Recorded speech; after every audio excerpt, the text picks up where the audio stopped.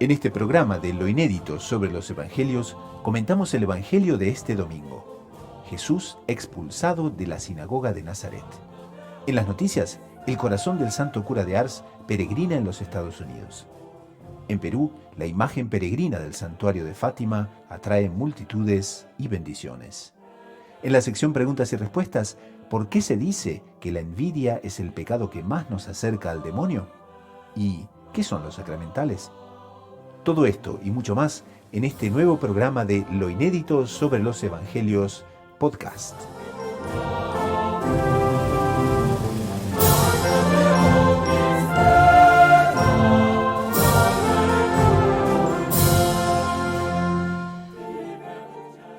Bienvenidos a un nuevo programa de Lo Inédito sobre los Evangelios para Radio María Canadá, la voz católica que te acompaña. Y como los oyentes ya saben, Lo Inédito sobre los Evangelios es un podcast semanal en el que comentamos aspectos del Evangelio inéditos o poco comentados, noticias, preguntas de los oyentes y de todo un poco en el panorama de la Iglesia y del mundo. Lo inédito sobre los evangelios puede ser oído directamente en Radio María, pueden bajarlo del app de Radio María Canadá en español y también pueden bajarlo de la propia website del programa www.loineditomultimedia.com. Como ustedes saben, el programa se basa en los comentarios del Evangelio del fundador de los Heraldos, Monseñor John Clark. Son 7 volúmenes bellísimos y de ahí se toma el nombre del programa, Lo Inédito sobre los Evangelios. Quien les habla, el hermano Gustavo de los Heraldos, y hoy estamos con dos de nuestros integrantes del programa y me apuro a presentarlos. Uno es ya nuestro veterano del tercer programa, el hermano Fernando Pío Galán, Heraldo del Evangelio y misionero en España. Salve María, hermano Fernando. Salve María, hermano Gustavo. Encantado de volver a estar aquí con los oyentes. El hermano Fernando es doctor en Teología Espiritual por la Pontificia Universidad Santo Tomás de Aquino de Roma. Y desde Bogotá, hoy tenemos un integrante de muchos otros programas que ya siempre ha estado, y es el hermano Francisco Tobón, misionero en Colombia. Salve María, hermano Francisco. Salve María, gracias por invitarme de nuevo a estar en el programa. Es siempre una alegría tenerlo. El hermano Francisco Tobón es responsable de redes sociales, es especialista en el apostolado virtual de los Heraldos en Colombia y en todo el tráfico de las redes sociales.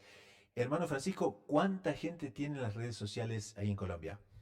Bueno, donde más tenemos seguidores es en Facebook, tenemos 1.430.000 seguidores. Perdón, 1.000.000. 1.430.000. Bueno, qué potencia, fenomenal. Eso en Facebook, que es donde más tenemos seguidores. Sí, en Instagram y otras comenzamos más recientemente y ahí vamos creciendo. Muy bien, muy bien. No, realmente es un recurso fabuloso, sobre todo para llegar a personas que están muy alejadas geográficamente, ¿no? Sí, no, porque la mitad de los seguidores son de Colombia, la otra mitad son fuera de Colombia, ¿no? Hay en España, en Estados Unidos, México, en fin, todo el mundo hispanoparlante, Filipinas. Filipinas. Muy bien, muy bien. Entonces con eso nos zambullimos en el Evangelio del cuarto domingo del tiempo ordinario y el tema de hoy es los que tuvieron la dicha incalculable de vivir más tiempo con Jesús, y esos son sus coterráneos de Nazaret, fueron los primeros en rechazarlo y hasta en querer matarlo. Entonces, justamente entramos en el tema de por qué razón los profetas no son bienvenidos en su propia tierra. Y vamos al Evangelio. En aquel tiempo comenzó Jesús a decir en la sinagoga: hoy se cumple esta escritura que acabáis de oír. Y todos le expresaban su aprobación y se admiraban de las palabras de gracia que salían de sus labios. Y decían: ¿no es este el hijo de José? Y Jesús les dijo: sin duda me recitaréis aquel refrán: médico, cúrate a ti mismo. Haz también aquí en tu tierra lo que hemos oído que has hecho en Cafarnaún. Y añadió: os aseguro que ningún profeta es bien mirado en su tierra. Os garantizo que en Israel había muchas viudas en tiempos de Elías, cuando estuvo cerrado el cielo 3 años y 6 meses, y hubo una gran hambre en todo el país. Sin embargo, a ninguna de ellas fue enviado Elías, más que a una viuda de Sarepta en el territorio de Sidón. Y muchos leprosos había en Israel en tiempos del profeta Eliseo. Sin embargo, ninguno de ellos fue curado más que Naamán el sirio. Al oír esto, todos en la sinagoga se pusieron furiosos y levantándose lo empujaron fuera del pueblo hasta un barranco del monte en donde se alzaba su pueblo, con intención de despeñarlo. Pero Jesús se abrió paso entre ellos y se alejaba. Entonces podríamos situarnos otra vez en la Nazaret de entonces y cómo sería esa vida oculta que hasta ahora había estado tan marcantemente presente, de 30 años en nuestro Señor viviendo en Nazaret, y de repente este portento que se da. Hermano Francisco, ¿usted cómo lo ve? Bueno, pues justamente Monseñor Juan ahí su comentario inédito al Evangelio hace toda una ambientación, ¿no? Mostrando cómo Nazaret era un pueblo diminuto, muy pequeño, donde pues había crecido el niño Dios junto a la Santísima Virgen y San José, y es de conjeturar que la presencia de ellos no había pasado desapercibida. Dios hecho hombre, o sea, sus gestos, su manera de comportarse ciertamente que llamaba la atención de todos los vecinos, lo debían de tener como un niño, un joven modelar, ejemplar. Igual a Santísima Virgen y San José, los dos más grandes santos de la historia, no podían pasar desapercibidos y ciertamente ya eran conocidos, pero ya se nota por lo que narra el Evangelio más adelante, cómo eran personas que tenían una visión muy naturalista de las cosas, de no haber descubierto esa grandeza sobrenatural de la Virgen, de San José y del Divino Niño. Y pues ya viene la narración de esta visita de nuestro Señor, que algunos exegetas también conjeturan de que quizás no fue la primera, es probable que él haya visitado ya en su vida pública en otras ocasiones la ciudad, y la manera pues como ellos lo van a recibir, una actitud contradictoria, porque la fama de nuestro Señor por los milagros que ya había hecho en Jerusalén, en Cafarnaúm, que eran ciudades ya más grandes y más importantes, había repercutido por toda la Galilea, y había llegado a los oídos de los nazarenos, y ellos en una actitud un poco mundana, más pensando en el prestigio que le daba ese gran personaje famoso que hacía prodigios y que era originario de su pueblo, de ese diminuto pueblo. Entonces un motivo, digamos, mundano, tenía un interés por conocerlo a él, pero no era una actitud admirativa, no era una actitud amorosa con relación a él, sino cómo sacar provecho y ventaja mundanas de ese personaje famoso que le daba prestigio y le daba renombre a su ciudad, a su pueblo de origen, que era Nazaret. Por eso lo recibieron con curiosidad, pero cuando ven la integridad de nuestro Señor, que quizás no compaginaba con la vida no propiamente ejemplar y santa de ellos, con esa actitud egoísta y poco admirativa y amorosa, ahí se ve esa actitud de rechazo. O sea, lo reciben por el prestigio que les puede dar, pero lo rechazan por su santidad y su integridad. Un punto que me parece muy interesante marcar sobre lo que nos acaba de decir el hermano Francisco es la frase: ¿no es este el hijo de José? Entonces aquí hago referencia a otro libro recientemente publicado por el fundador de los Heraldos del Evangelio, Monseñor Joan Clark, que es justamente San José quien lo conoce. Entonces este libro, que está centrado en la figura del Padre de nuestro Señor, justamente habla de su vida en Nazaret. Porque recuerdo a nuestros oyentes, San José no es de Nazaret, él es de Belén. Belén, que es el pueblo mesiánico por excelencia, que es donde iba a nacer el Mesías. De hecho, San Lucas no dice que, él dice que se había criado en Nazaret. Tiene mucho cuidado de decir que Jesús se había criado, porque no había nacido en Nazaret. Entonces, en este pequeño pueblo de la Galilea, que como ya hemos dicho, es el pueblo más pequeño, o uno de los pueblos más pequeños de una de las regiones más despreciadas de toda Tierra Santa, recibe para vivir nada menos que a un habitante, a un natural de Belén. Y muy probablemente, en realidad con casi total certeza, San José no era solamente un miembro de la casa de David, sino sería aquel que, si la casa de David reinara en Tierra Santa, San José sería el rey. Entonces, esta presencia de este grandísimo santo, pero no puede ser de otra manera, esta grandísima persona, por su distinción, por su formación y por su persona, por su historia, ya habría causado en el pueblo de Nazaret sus correspondientes envidias. Porque una de las cosas que caracteriza la envidia es justamente el odio por el bien que el otro posee. Entonces, nuestro Señor Jesucristo, Jesús, el hijo de José, no solo tiene sus propios enemigos, sino que está heredando los enemigos de su padre. Entonces, es un punto que tenemos que tener en cuenta para cómo después se desarrolla este episodio. Que hemos pasado del evangelio precedente a una admiración, a un cierto entusiasmo, que vemos que luego que no es genuino. ¿Por qué se dan cuenta, cuando realmente se dan cuenta que están delante del Mesías, esta admiración que no era pura, se transforma en odio? Sí, muy interesante ese punto, y que Monseñor Juan siempre, en muchas ocasiones, a la comunidad nuestra, en sus exposiciones, sus orientaciones de vida espiritual, siempre nos insistió mucho en ese proceso, cómo de la admiración se puede pasar al odio y al deseo de destruir, al deseo de matar, que es el caso que vemos aquí en este episodio, y él muestra cómo son varios pasos, ¿no? Que primero se admira, y la actitud de admiración es reconocer la superioridad de otra persona, ¿no? Es reconocer que algo es mayor que uno. Es una actitud en principio humilde, recta, verdadera. Es un primer impacto de admiración por la grandeza de nuestro Señor. Pero cuando la persona no corresponde a la gracia y se deja llegar por su egoísmo, el segundo paso, ¿cuál es? La comparación.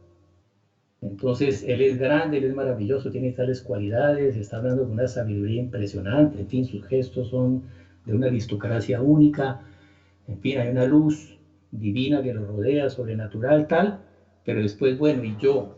¿Y yo por qué no tengo eso? ¿Y yo por qué no tengo esa cualidad?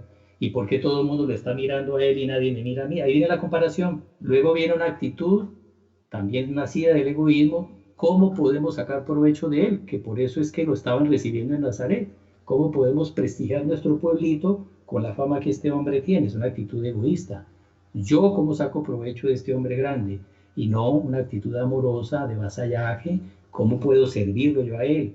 ¿Cómo puedo transformarme? ¿Cómo debo tomarlo como modelo? No, es cómo sacar provecho. De ahí viene la envidia. Él tiene esas cualidades, yo no las tengo. Fruto de esa comparación es la envidia. Y como este hombre me está opacando, como está llamando la atención de todo el mundo y no la llamo yo, entonces voy a destruirla, a sacarlo del camino para yo poder ser el protagonista aquí en el panorama. Entonces, ese es un proceso que siempre se repite. Es bueno conocerlo para que el demonio a nosotros no nos lleve por ese mismo despeñadero, ¿no? De la admiración se pasa a la comparación, al deseo de sacar provecho, la envidia y ahí el deseo de destruir. Y eso explica cómo nuestro Señor terminaron colgándolo en la cruz. Y ahí también hay una consecuencia imponente en ese sentido, y es que tampoco nuestro Señor hizo muchos milagros en ese lugar, justamente debido a la actitud de falta de admiración y de falta de encanto de quienes lo escuchaban. Hermano Fernando, ¿cuáles son las características entonces, las características que hacen posibles los milagros? ¿Cuáles son las condiciones para que un milagro se produzca en el alma de las personas? Entonces, una cosa que tenemos, que vuelvo a colocar, vuelvo a resaltar en la línea que va a decir el hermano Francisco, que estos episodios no los podemos ver como una historia que pasó, nos indignamos con la gente tan mala que había en el pasado y nos complacemos en lo bueno que somos. No, no es así. Nos tenemos que aplicar a nosotros estos eventos. Entonces, aquí tenemos un claro ejemplo de personas que vieron milagros. No se dice propiamente que los habitantes de Nazaret hubieran presenciado los grandes signos que había hecho, pero sabían que los había hecho y creían en ellos. O sea, si no habían visto los milagros, creían en los milagros. Es una cosa muy importante, porque muchas veces escuchamos a personas, no, yo es que no tengo fe, pero claro, si yo viera un milagro, ay, creía. Bueno, pues tenemos el ejemplo de este evangelio y de otros muchos en la historia, que ni siquiera viendo un milagro, y en el caso de Judas, ni siquiera haciendo el milagro, siendo instrumento del milagro, la fe está garantizada. Porque Dios siempre nos pide nuestra libre adhesión. Siempre, en todas circunstancias. Dios nos creó con esta capacidad de adherirnos libremente a Él. Entonces, por este motivo, es uno de los motivos por los cuales nuestro Señor no quiso hacer milagros. No nos podemos dejar confundir que no pudo hacer milagros como si la omnipotencia de Dios se hubiera visto frenada, como si Jesucristo fuera un Dios omnipotente, pero poquito. No, la omnipotencia es total, la palabra misma lo dice. Ahora bien, nuestro Señor Jesucristo bien se encarna, nace crece, predica, sufre, muere, resucita por la salvación de todos. Entonces él conocía el corazón empedernido de sus habitantes, los conocía por nombre. Si nos conoce a todos, imagínese cómo debía conocer a aquellos con los cuales se había criado. Entonces él sabía que con esa actitud de espíritu que ellos habían tenido, si él hiciera muchos milagros, o milagros más importantes, o los más evidentes, no iba a convertirlos, porque ya habían optado por odiarlo. Lo único que conseguiría sería que aumentase su odio y su falta de fe. Entonces, por misericordia de estas almas, para que no cometiesen pecados tan profundos, los libra de esta oportunidad de cometer un pecado contra él, que sería presenciar milagros mayores. Entonces, cuando nosotros nos quejamos, o escuchamos a gente que se queja de que es que yo no he visto un milagro, o no he sentido en la iglesia lo que han sentido otros, no podemos dejar de preguntarnos, pero si lo hubiera visto, si lo hubiera sentido, ¿hubiera respondido a la altura? O más bien me hubiera empedernido en mi falta de credulidad, de fe. Por eso esta es la oración: Señor, yo creo, pero por favor, aumenta mi fe. Entonces, como características necesarias para que podamos presenciar un milagro por excelencia, tenemos justamente esta fe. Atención, la fe no es sentimiento, la fe es voluntad. Yo quiero confiar en Dios, yo quiero creer en Dios. Por lo tanto, delante de un evento que supera mis perspectivas humanas, limitadas y terrenas, no me fío de mí mismo. Me fío en aquel que tiene en su mano el poder hacer estos milagros. Entonces, como característica fundamental para que el milagro sea efectivo y no sea ocasión de alejarme de la fe, justamente es la propia fe, esta voluntad de querer creer. Ciertamente en esta escena, ahí en la sinagoga de Nazaret, las personas que escuchaban a nuestro Señor fueron solicitadas. Dios envió a ellos gracias de fe, que es lo que todos los comentaristas coinciden, que no solamente nuestro Señor movía los corazones por la manera tan sabia de hablar que consta en el Evangelio, por las bellas palabras, porque no solamente la doctrina de nuestro Señor, el mayor maestro que pudo haber habido en toda la historia, era de una claridad, de una lógica para persuadir a cualquiera, sino el lenguaje que él debía utilizar, la entonación de voz que él debía de utilizar, el porte de su propia persona, todo eso evidentemente impresionaba ese auditorio. Pero además de eso, él mismo, que es Dios, hecho hombre, que es el autor de la gracia, él ciertamente estaba comunicando gracias de fe a ese auditorio para que ellos adhirieran a lo que estaban escuchando.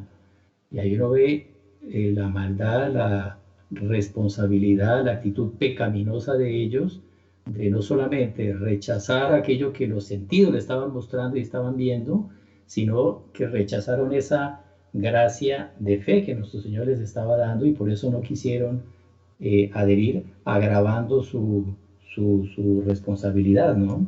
Y es por esa razón que nuestro Señor pues no quiso operar ningún milagro, aunque realmente lo terminó operando, porque salió en medio de ellos cuando lo querían matar, como narra el Evangelio. Lo querían matar y nuestro Señor se escabulló en medio de ellos, y varios comentaristas dicen que nuestro Señor en ese momento adoptó las características de un cuerpo glorioso, se hizo, digamos, invisible y atravesó la multitud sin que ellos lo pudieran ver y lo pudieran agarrar. Eso ya fue un milagro. Y también hay un punto importante aquí, ¿no? Porque los profetas, los santos, los misioneros, siempre han sido tratados así también, como nuestro Señor fue tratado. ¿Por qué son tratados así los enviados de Dios? Esto justamente aquí entra lo que se llama el misterio de iniquidad o el misterio de la maldad humana. Dios no nos creó malos, Dios nos creó buenos. Ahora bien, tenemos toda una serie de apegos y además, encima de nosotros tenemos propiamente lo que se llama la concupiscencia y tenemos los efectos del pecado original que hacen que tendamos siempre, nuestra carne infelizmente tiende hacia el pecado, tiende hacia aquello que nos aleja de Dios. Es una tendencia que infelizmente nosotros poseemos. Entonces, delante de aquello que nos aproxima de Dios, tenemos una tendencia que no es querida por Dios, pero la tenemos en nosotros, que nos hace alejarnos de Dios. Ahora bien, también tenemos una tendencia interior que nos hace acercarnos a Dios. Entonces, los enviados por Dios nos están colocando en contacto con Dios. Entonces dentro tenemos las dos leyes, la ley de la carne y la ley del espíritu. La ley que nos hace, como dice San Agustín, amarnos a nosotros y olvidarnos de Dios, del amor egoísta, o el amor divino, que nos hace amar a Dios y olvidarnos de nosotros mismos. San Agustín dice muy claramente, solo hay dos amores. Entonces, en la medida que el enviado de Dios refleja claramente a Dios, contra este enviado vamos a aplicar esta misma lógica. O me adhiero a su palabra, con lo cual me adhiero a Dios, o me disocio de su palabra, con lo cual me disocio de Dios. Y no nos olvidemos, este pecado de apartarnos de Dios no se queda en sencillo y simplemente me alejo de Dios. Como este pecado comparte su raíz con la de Satanás, este pecado nos hace en último análisis odiar a Dios, querer acabar con Dios, con lo cual en consecuencia nos lleva a querer odiar a su enviado y a querer acabar con su enviado.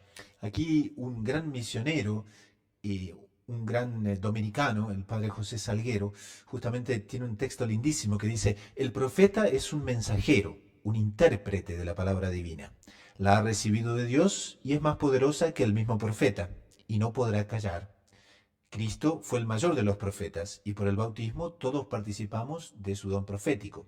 Profeta actualmente es el que juzga el presente y el futuro a la luz de Dios y que se siente enviado por Dios para recordar a los hombres sus deberes religiosos, sociales, familiares, civiles. Y ahí entonces entra el gran conflicto, ¿no? El recordar esos deberes religiosos no genera muchas veces la admiración. Hermano Francisco, usted que es misionero en todas las redes y en todos los lugares, ¿cómo ve esta Bueno, parte de... todos los bautizados participamos del profetismo de nuestro Señor Jesucristo y bueno, aquellos que tienen una vocación profética, los grandes santos que han marcado la historia de la iglesia, que han sido portavoces de nuestro Señor Jesucristo, el profeta por excelencia, han sufrido ese mismo rechazo que sufrió nuestro Señor Jesucristo por su propio pueblo. No ve la historia de todos los grandes santos, las luchas tremendas que tuvieron que afrontar, incluso incomprensiones dentro de la propia iglesia.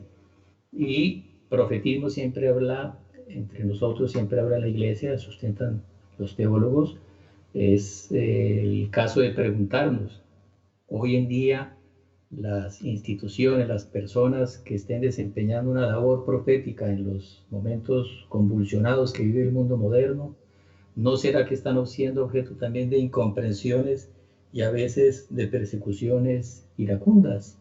Es una buena pregunta para levantarse. Y entonces nos acercamos a la conclusión de esta parte del primer segmento del programa y vamos directamente al versículo número 30, donde dice, pero Jesús se abrió paso entre ellos y se alejaba. Y aquí Monseñor John Clark concluye diciendo, el relato de San Lucas nos permite comprender que Jesús sufrió la pasión por libre y espontánea voluntad. Cuando así lo quiere, se libra de los verdugos, no solo con maestría, sino también con grandeza. Aquí, en este episodio, hace brillar su divinidad y en el Calvario su resignada misericordia. Ahí está, el milagro impuesto por los nazarenos se les concedió en superabundancia, pero no lo supieron interpretar. En definitiva, vieron, pero no entendieron. Qué misterio, ¿no? Pues sí, infelizmente es una cosa que se repite en nuestra propia vida espiritual. ¿Cuántas veces vemos y no entendemos? Algunas hay que decirlo porque no es el momento de entender. Otras porque no queremos entender. Porque entendemos ya y no queremos entender lo que estamos entendiendo. Porque queríamos entender otra cosa. Son los misterios de la vida espiritual que solo se solucionan justamente en esta actitud amorosa y admirativa de escucha. Cuando algo nos viene del Espíritu Santo, es posible que lo entendamos a la primera. Es posible que no lo entendamos a la primera, pero la actitud debe ser siempre la misma, una admiración, conservar lo que no entendemos y amarlo, porque si mantenemos esta actitud, la providencia seguro que nos proporciona las gracias necesarias para beneficiarnos de ello. Vamos entonces a una pausa musical con el coro y banda de los Heraldos del Evangelio y enseguida retornamos con el segundo segmento del programa dedicado a las noticias y lo que aconteció en la iglesia y en el mundo.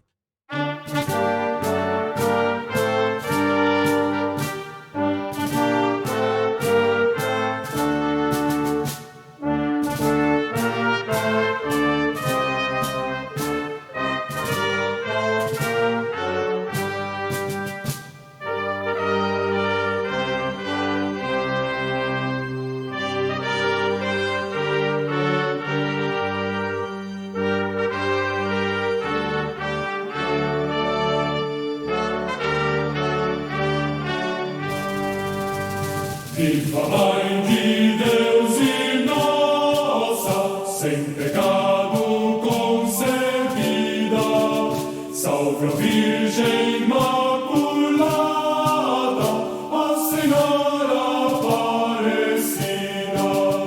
Aqui estão vossos devotos, cheios de fé encendida, de conforto e de esperança, ó Senhora Aparecida. Viva Mãe de Deus e nossa, sem pecado concebida, salve a Virgem Imaculada, ó Senhora Aparecida. Lá no cimo do Calvário, de tormentos combalida, Jesus fez-vos nossa mãe, ó Senhora Aparecida. Viva Mãe de Deus e nossa, sem pecado concebida, salve a Virgem Imaculada, ó Senhora Aparecida. A cumprir divinos planos, por Deus fostes escolhida, padroeira do Brasil, ó Senhora Aparecida. Viva Mãe de Deus e nossa, sem pecado concebida, salve a Virgem Imaculada, ó Senhora Aparecida. Protegei a Santa Igreja, ó Mãe terna estremecida, protegei a nossa pátria, ó Senhora Aparecida. Viva Mãe de Deus e nossa, sem pecado concebida, salve a Virgem Imaculada, ó Senhora Aparecida.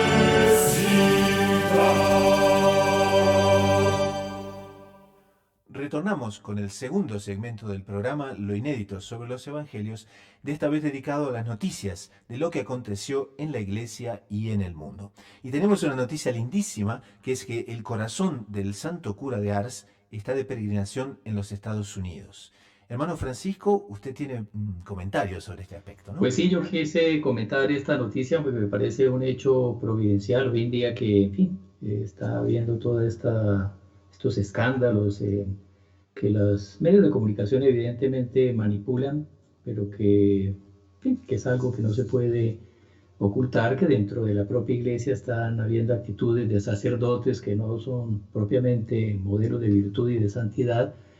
Y en Estados Unidos hay varios escándalos de estos en varias ciudades. Me parece providencial que se adelante un evento de piedad como esta peregrinación del corazón del Santo Cura de Ars por este país, porque el Santo Cura de Ars es el patrono de los párrocos, es un modelo de sacerdote, su cuerpo está incorrupto, su corazón está incorrupto y fue prestado para hacer esta peregrinación.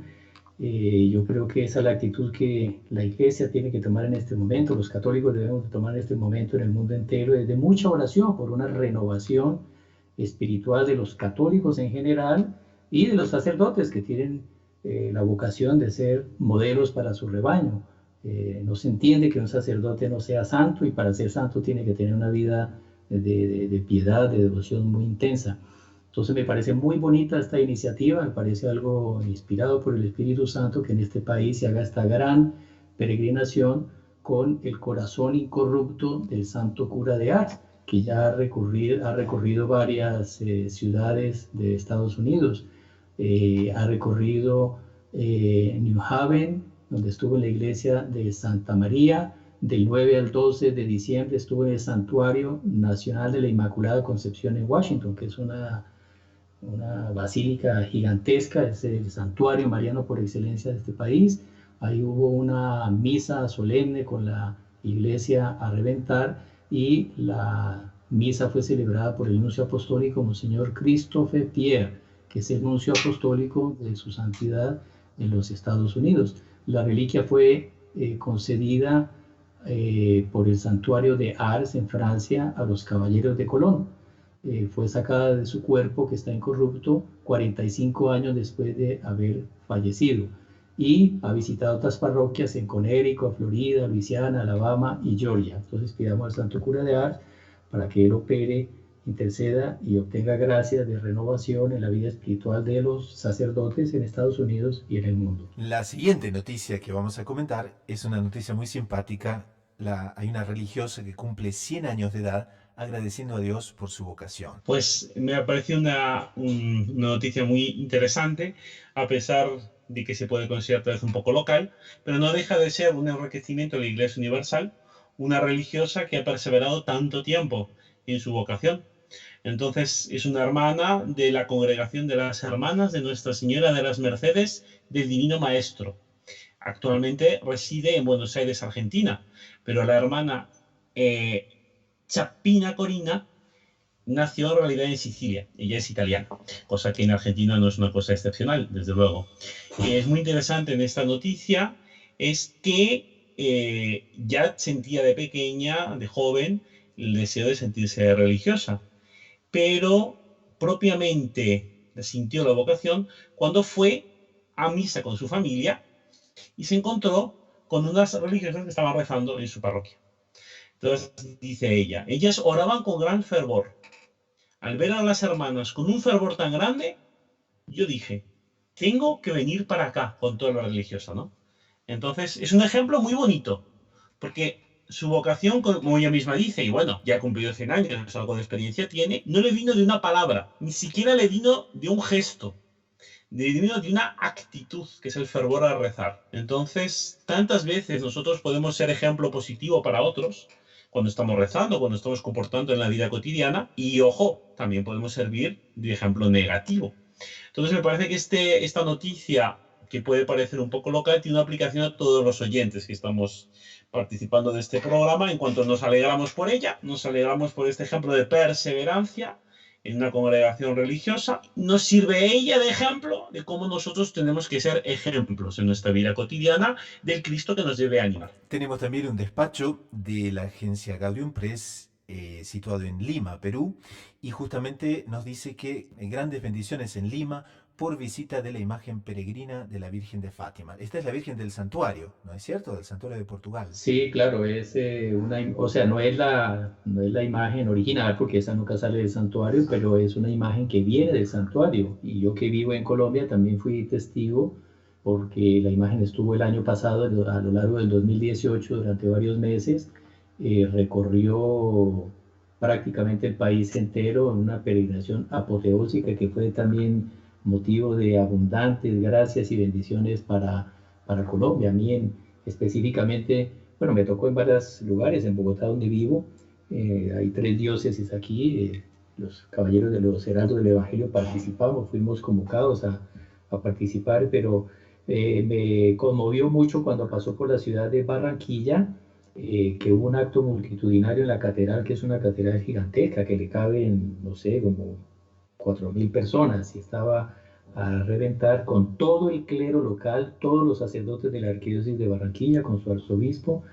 Se hizo un acto de homenaje a la Virgen, y un acto muy lindo que a mí por lo menos me conmovió mucho, y es que el señor arzobispo con todos los sacerdotes hicieron un acto de consagración a la Virgen, y el arzobispo puso como tema principal de esa peregrinación la santidad del clero, la santidad de los sacerdotes. Y también hubo un representante del ejército, de la policía, de la alcaldía, de la gobernación, bueno, el gobernador, el alcalde y autoridades militares y de la policía, que también hicieron un acto de consagración de sus instituciones a la Virgen. Eso me conmovió mucho. Y la imagen, bueno, ahora está en Lima, todavía está en Perú, estará hasta el día 20, llegó el día 9, y también ha sido motivo de mucha renovación espiritual en Lima y en varias ciudades de Perú que ha visitado. Y Me llama la atención unas palabras del cardenal Cipriani, que es el arzobispo de Lima, muy lindas, donde él dice, hay que rezar, orar el Santo Rosario. Tenemos que ser piadosos marianos porque para llegar a Jesús el camino más corto es María.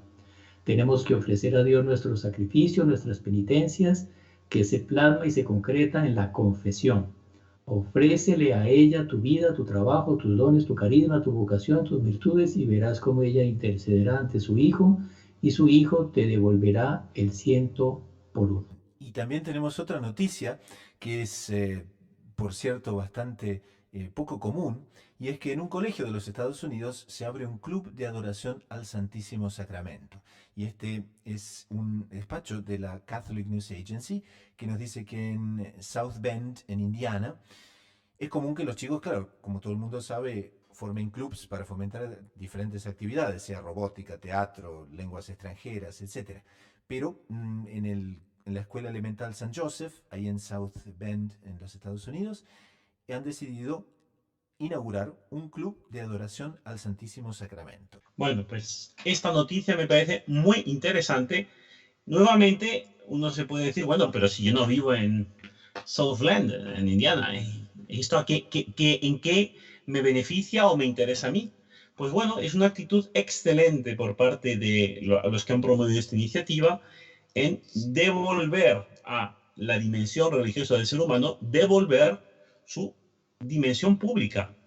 No nos podemos olvidar que obviamente la fe tiene su dimensión interior. Lo que interesa, lo que sirve, lo que nos va a salvar es justamente una adhesión interior a Dios. Ahora bien, esta adhesión interior tiene necesariamente que verse reflejada en nuestra actitud exterior, porque nosotros no somos hechos únicamente por nuestra alma.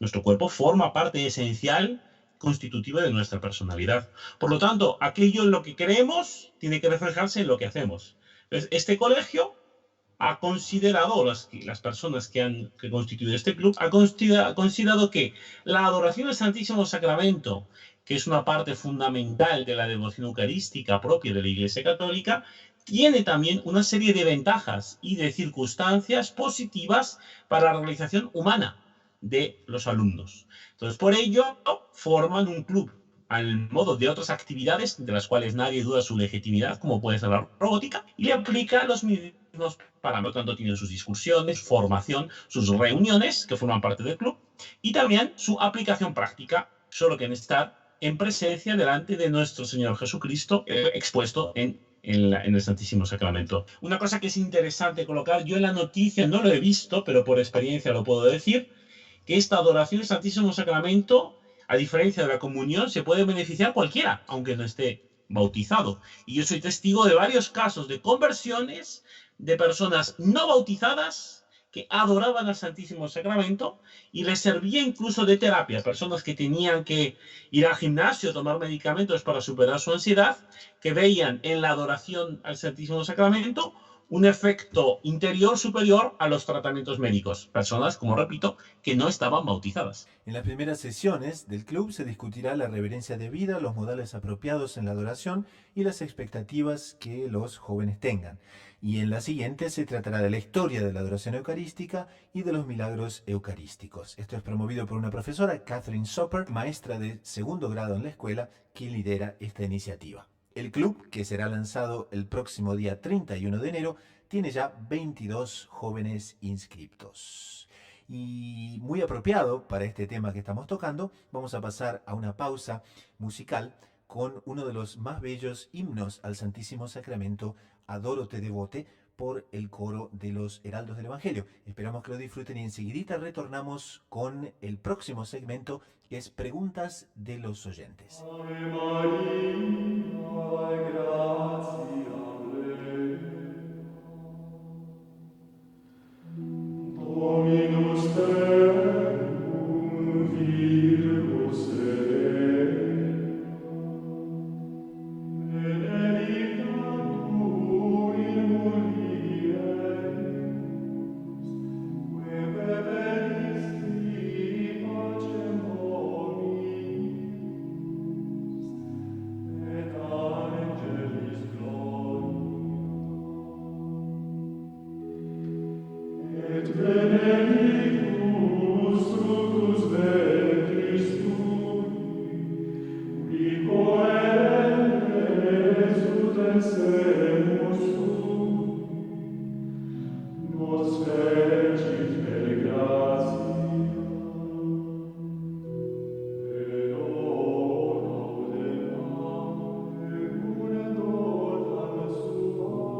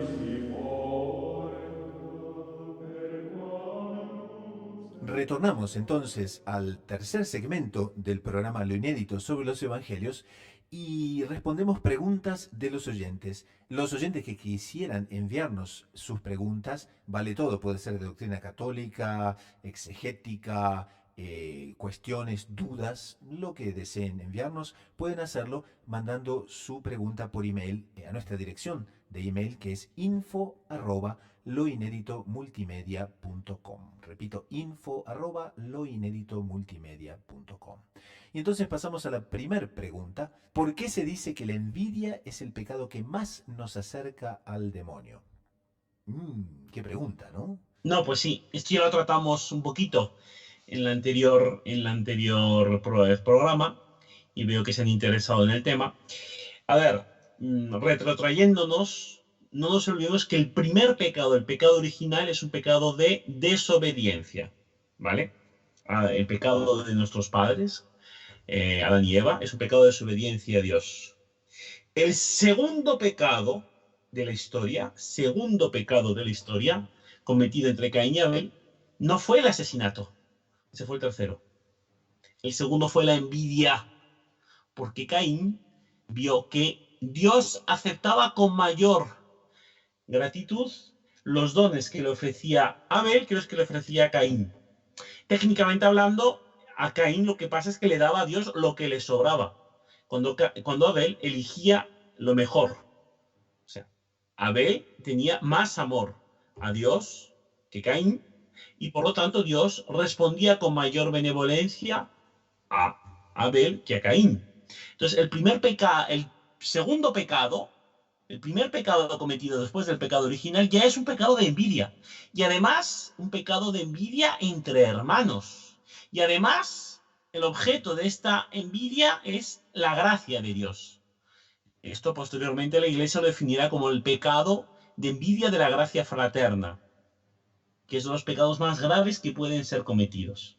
Entonces, recordando que el pecado de envidia propiamente es un pecado por el cual la persona se siente triste por ver a otro con mayores preeminencias, gracias, honores que las propias. Uno podría pensar que, bueno, la envidia será mala si nos lleva a hacer algún acto contra el otro. O puede ser mala si el otro llega a enterarse de que yo soy envidioso de él. Entonces, básicamente, ¿a quién daña la envidia? Si el otro no sabe que soy envidioso de él. Pues bien, el concepto de envidia ni siquiera es un concepto cristiano. Es anterior al cristianismo, ya viene combatido. Claro. Ya se le ve el daño. Lo tenemos en Aristóteles, el famoso filósofo griego, que en la retórica lo define como un dolor causado por la buena fortuna que gozan algunos de nuestros semejantes, no con la intención de conseguirla para nosotros, un hecho de que la posean ellos. Es tremendo. La envidia, es interesante notarlo, procede del verbo latino invedere, que significa mirar maliciosamente. San Agustín, de hecho, utiliza este verbo para hacer un juego de palabras que dice video sed non invideo, veo pero no envidio. Entonces, es un pecado eminentemente de relación social, que aunque no lleve a efectivar algún daño al prójimo en acciones, como hemos dicho anteriormente, produce una tristeza, produce un decaimiento, produce una muerte de la propia alma en la relación con los demás. Entonces, mi alma envidiosa me daña sobre todo a mí. Dañándome a mí, daña a la relación de la sociedad, de los hermanos, de los próximos. No nos olvidemos lo que dice la Escritura, el libro de la sabiduría. Por la envidia del diablo entró la muerte al mundo. La envidia es especialmente diabólica porque el diablo es envidioso. La envidia es especialmente diabólica porque el envidioso sigue el ejemplo del demonio, el cual tuvo envidia de los hombres. A él no le faltaba nada, pero como Dios había reservado a los hombres la gracia de encarnarse en la naturaleza humana y no en la angélica, sin quitar nada a la gloria de Satanás, él quiso levantarse contra esta disposición de Dios. Entonces, la envidia no nos proporciona ningún bien. Cometiendo la envidia no sentimos mayor alegría, al contrario, sentimos mayor tristeza. Pero nos fijamos en este mal. Es casi que hacemos el mal por el hecho de hacer el mal. En esto constituye propiamente la maldad suprema. Por eso la envidia nos aproxima más a la figura de su padre, o sea, del demonio. Muy interesante realmente. Esto es un tema para un otro programa, hermano Fernando, porque vale muchísimo la pena profundizar. Yo creo que sí, porque es profundo e infelizmente es muy difundido. La siguiente pregunta que hemos recibido del señor Adolfo Estrada de Colombia, no especifica exactamente qué ciudad, pero imaginamos que sea Bogotá. Y la pregunta es, ¿qué son los sacramentales? Bueno, para responder de una manera así muy sucinta y accesible, digamos, los sacramentales, como la propia sonoridad de la palabra, parece algo familiar a los sacramentos. Entonces, ¿qué es un sacramento y qué es un sacramental? Ahí vamos a entender lo que son los sacramentales. Los sacramentos, que son los 7 sacramentos que instituyó nuestro Señor Jesucristo en la Iglesia Católica, son señales sensibles que producen la gracia. Esa es la definición de un sacramento. Entonces, el bautismo hay una señal sensible, que es el agua que corre en la cabeza del neófito y la fórmula que el sacerdote dice. La fórmula yo la oigo con los oídos, es sensible, el agua yo la veo, el niño siente el agua, es algo material, sensible. Esa señal sensible del agua y la fórmula producen una gracia.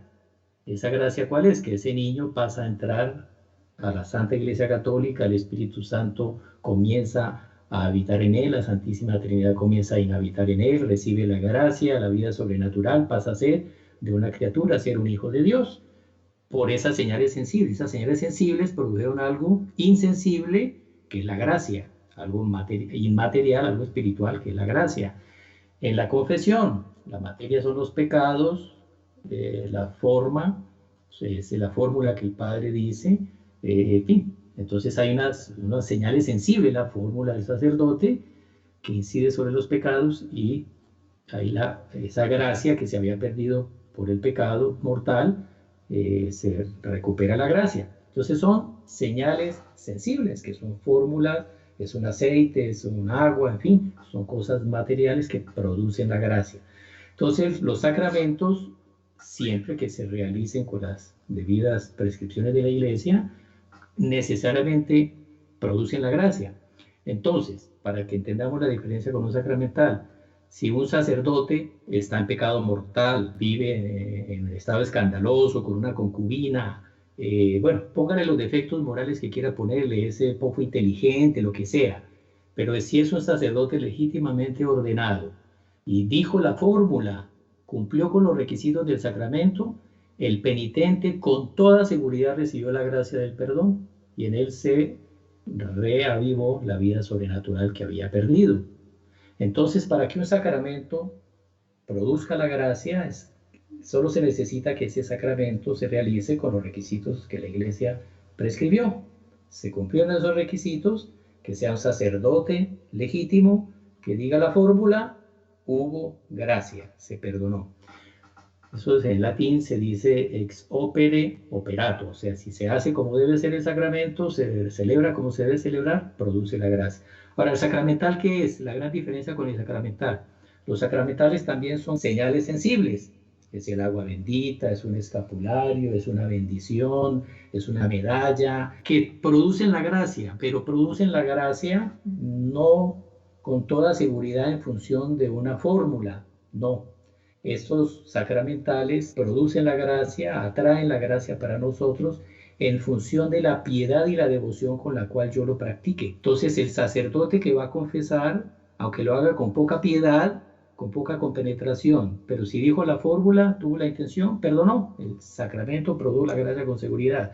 Ahora, si yo llevo una medalla y la llevo y me olvido de ella, y la llevo sin piedad, esa medalla no me va a traer ninguna gracia. Si yo llevo la medalla conmigo, y tengo devoción, la llevo con piedad, con fe, con espíritu sobrenatural, con confianza de que ese símbolo me va a traer de Dios gracias, esa medalla me atraerá gracias. Entonces los sacramentales producen la gracia en función de la piedad y la devoción con la cual yo lo lleve. Entonces, lo mismo es con un escapulario, es con una bendición, en fin, que son cientos, es con un aceite bendito, son sacramentales, son, o sea, una imagen piadosa de un santo, es un sacramental. Entonces, por el hecho de la imagen de estar ahí, yo ponerla, no me va a traer las gracias. Si yo tengo devoción y piedad y tengo fe y le rezo a Dios a través de lo que esa imagen representa, ahí yo obtendré las gracias. Entonces los teólogos definen eso ex opere operandi, dependiendo de la piedad con la cual yo los realice, los sacramentales me atraerán la gracia. Los sacramentos, si se realizan con las prescripciones de la Iglesia, con toda seguridad, independiente de la piedad y la devoción, producen con toda seguridad la gracia. Esa sería la definición y la diferencia de un sacramental con un sacramento. Los dos son igual señales sensibles que atraen la gracia de Dios para nosotros. Recordamos entonces a nuestros oyentes que quien quiera enviar su pregunta puede hacerlo a info@loineditomultimedia.com. Y esto dicho, pasamos al último segmento del programa, que es la sugerencia de la semana. Una website, un libro, un podcast de doctrina católica que nos haya gustado para el bien espiritual de los oyentes y que podamos compartir con la audiencia. Hermano Fernando, ¿qué nos recomienda? Bueno, como estamos ya en varios podcasts hablando sobre diferentes eventos de la Tierra Santa, los evangelios tratan sobre eso, claro, yo creo que es muy útil para los oyentes que accedan a la página web de la custodia franciscana en Jerusalén, o sea, aquellos franciscanos que desde tiempos muy remotos se encuentran en Jerusalén cuidando los santuarios que mantienen la memoria y el culto en los lugares que visitó nuestro Señor Jesucristo. Entonces, en concreto, vamos a colocar el link de la custodia sobre el santuario de Nazaret. Yo realmente exhorto a nuestros oyentes a que lo visiten, porque en varias lenguas además, no solo en español, sino en inglés y en fin, cualquier otra lengua, van a encontrarse sobre la historia de Nazaret, los vestigios arqueológicos encontrados, cómo se visita, las veces que Nazaret aparece en los evangelios, la tradición litúrgica propia que tiene el santuario, información y horarios por una eventual visita, en fin, incluso transmisiones en vivo de ceremonias en ese santuario concreto. Entonces yo creo que para cualquier cristiano que quiera conocer mejor cómo fueron los eventos de Jesús en Tierra Santa, debe frecuentar esta página para tener una imagen más clara de aquello que se comenta. Entonces colocamos el enlace justamente en las notas del programa. Hermano Francisco, ¿qué nos recomienda? Bueno, yo quería recomendarles hoy dos sitios, dos links que se los dejamos ahí a disposición. El uno es de la página de Facebook de los Caballeros de la Virgen, que es el nombre con el que somos conocidos los Heraldos del Evangelio en Colombia. Pero eso no es para hacerle propaganda propiamente a la página, sino los invito especialmente a que acompañen diariamente el comentario del Evangelio del día hecho por el superior de la comunidad aquí en Colombia, el padre Carlos Tejedor, que todos los días en la misa que él celebra aquí con la comunidad se transmite la proclamación del Evangelio, la lectura de la liturgia y el comentario al Evangelio del día. Entonces eso es una meditación muy interesante para comenzar el día escuchando ese breve comentario al Evangelio diario. Y los domingos, pues se transmite también al vivo a través de esa misma página de Facebook, la misa que es celebrada en el santuario, bueno, prácticamente el santuario de los Caballeros de la Virgen, Heraldos del Evangelio, en la ciudad en la localidad de Tocancipá, una iglesia muy linda y una misa que se celebra con mucha solemnidad. Muy bien, muy bien. También a quien les habla le gustaría compartir un libro muy, muy interesante sobre el Espíritu Santo. Se llama Espíritu Santo, Tesoro de Bondad y de Amor. Las más bellas enseñanzas y comentarios sobre el Espíritu Santo. Está disponible en ebook y también en audiolibro, en audiobook para aquellos que se transportan, están trabajando y les gusta justamente escucharlo. Pueden bajarlo directo en la website del programa o también en iTunes y por supuesto en Amazon Kindle. Y con esto cerramos el programa de hoy. Muchísimas gracias a nuestros panelistas por visitarnos, por compartir este programa. Muchísimas gracias, hermano Francisco. Muchísimas gracias, hermano Fernando Pío Galán.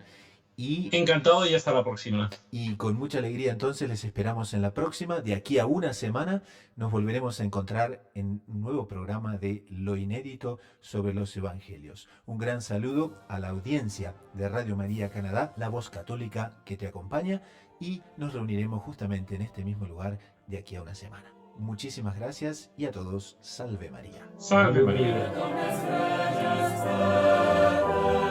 Gloria